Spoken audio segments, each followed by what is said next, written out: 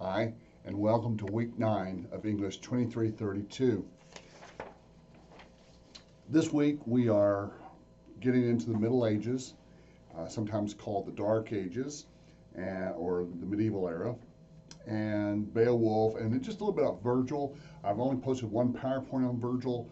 All you need to know about him is that he was a major poet of the Middle Ages, and his work influenced a lot of other people. He wrote the Aeneid, uh, and really, for a long time, he was considered like the best poet.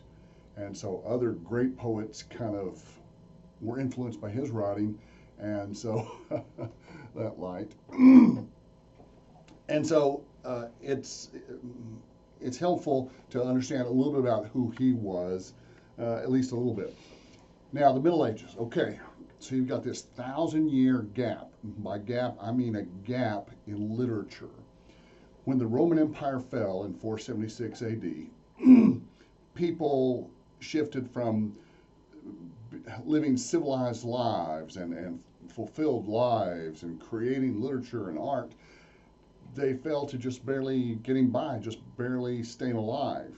A bare substance, a barely staying alive level of life. And so they weren't creating a lot of literature. Most people during the Middle Ages, in Middle Europe, couldn't read or write. The church, of course, preserved literacy, but they were focused pretty much on the Bible. But we do have Beowulf. Now, Beowulf is interesting because it is considered English or British literature, but when you look at the names like Beowulf and Hrothgar and Wealhtheow and Grendel and some of these others, they sound very, very Norwegian. They sound very Scandinavian. And that's a time when England was closely aligned with the Scandinavian countries. It wasn't until after the Battle of Stamford Bridge in 1066 that England kind of broke off from their northern neighbors and became more closely aligned with their western neighbors, France, Spain, Italy, Middle Europe. So anyway, so you got Beowulf, and I'm sure you guys know the story about this great Norse hero who rode in out of the ocean and slayed the monster Grendel by ripping his arm off and beating him to death with it, and then had to fight his mom. Talk about a helicopter parent. And then went on to rule wisely and well for many, many years, and then of course the dragon. But we look at this because we need to know a little bit about the history of more modern literature.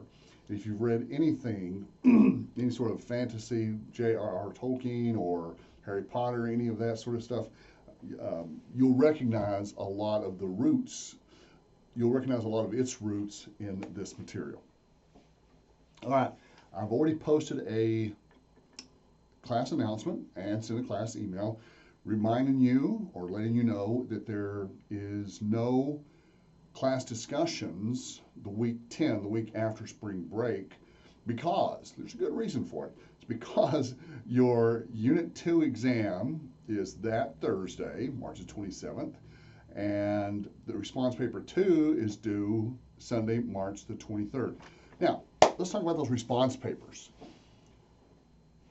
I'm assuming that you've read the assignment and you've understood it. You've read it often enough to understand it, maybe read a little bit about it. So what I'm looking for is your reaction to it. What I want to know is what you think. If you are talking about, and of course you're going to need to narrow it down. All these topics are pretty broad. Even something as short as the parable of the cave, there's so much going on there that you're going to need to narrow your topic down. You've only got 2 pages to fully explain what you think about one particular part of the parable of the cave, for example. What is enlightenment? Or why is it painful?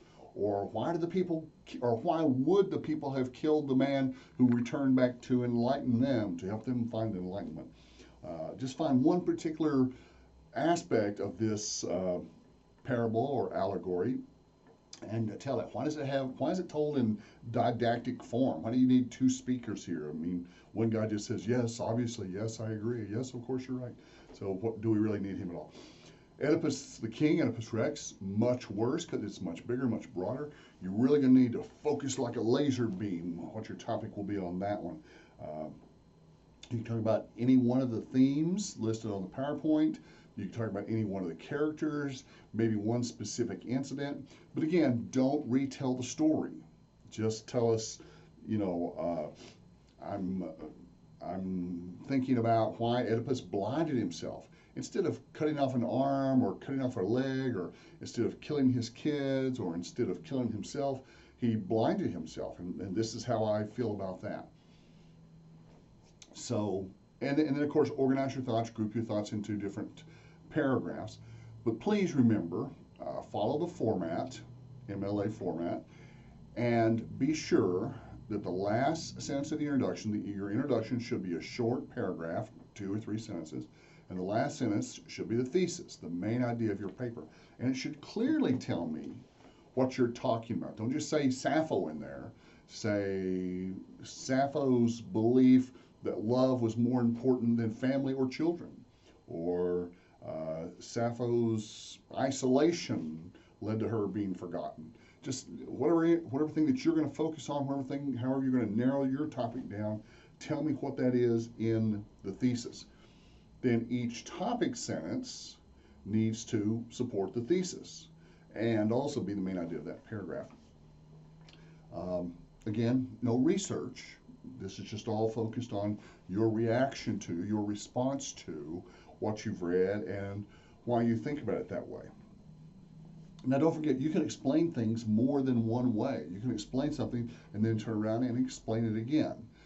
Although you have to be careful about writing style because that can sound redundant, so be careful about that. But I would encourage you to just, first of all, go back and look at the comments on the first paper. Do that by clicking back where you turned it in, click on that turn it in link, and then it should pull up your paper.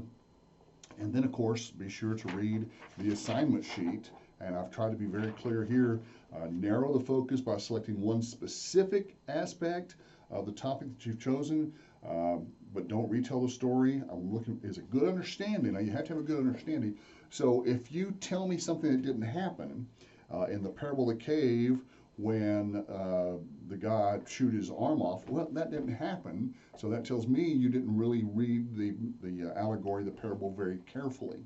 So be sure that you get your facts straight. Be sure you read the source carefully, and then just tell me what you think happened. Now, what I encourage is this. Sit down and write a rough draft. Write a rough draft and just do it just like a brainstorm. Just sit down and say, I think this, I believe this is how I feel, this is my response to this point or this idea or this concept. Put all the first person in there you want to, and then stop, wait a day or two, go back and just edit out, take out all those first person pronouns. And what you'll find is the reason we don't use first person writing in academic writing is because it's just filler. When instead of saying, I believe that Grendel is a terrible monster, the sentence really should just say, Grendel is a terrible monster. And that's really all you need. So get rid of all the first person, plus it's traditional, like most of what we do in academia. Get rid of all the first person, make sure your writing makes sense. If you're not sure, what I recommend you do is let someone else read it. Someone not in the class, a roommate, a friend, a parent, and just simply say, does that make sense to you? Can you understand what I'm trying to say there? And hopefully they'll be honest with you and upfront and tell you the truth, and you can either go with that or rewrite it so it does make sense. Group your ideas together into body paragraphs. Be sure you've got a topic sentence, and I was going to say don't put quotes, but we're not using quotes this semester, so you don't have to worry about that. Okay, then your the second quiz will be over basically all of the reading assignments, including Dante. Now, there won't be anything on the Inferno. We're going to wait and save that to when we quiz over Purgatory and Paradise. So Dante, yes. Virgil, yes. Middle Ages, Beowulf, yes.